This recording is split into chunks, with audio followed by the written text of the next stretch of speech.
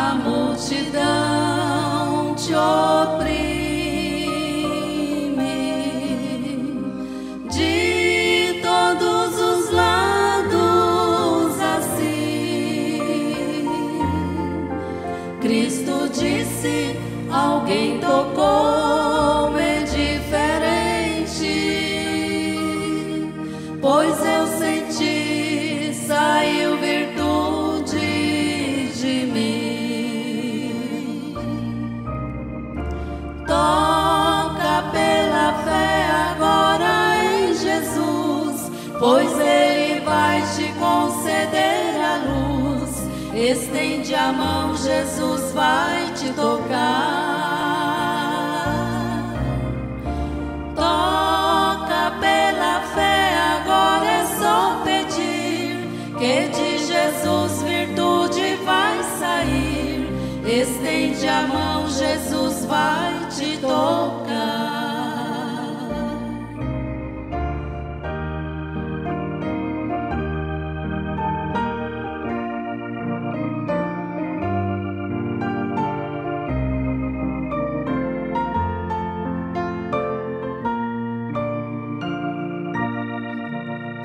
Então uma mulher aproximou-se e disse: foi eu, Senhor, quem te tocou.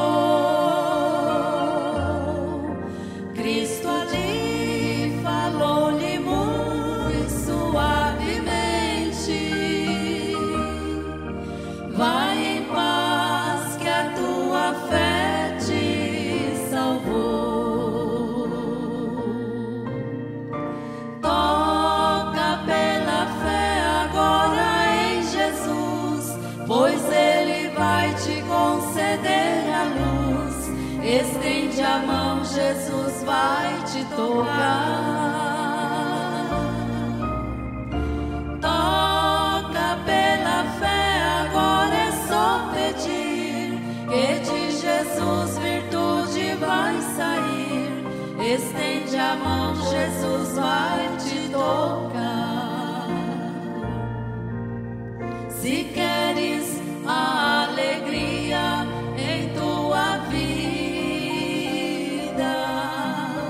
se queres a vitória em teu lar, sinta agora a morte transformar-se em vida, quando a mão de Deus te tocar. Toca pela fé agora em Jesus, pois Ele vai te conceder a luz. Estende a mão, Jesus vai te tocar.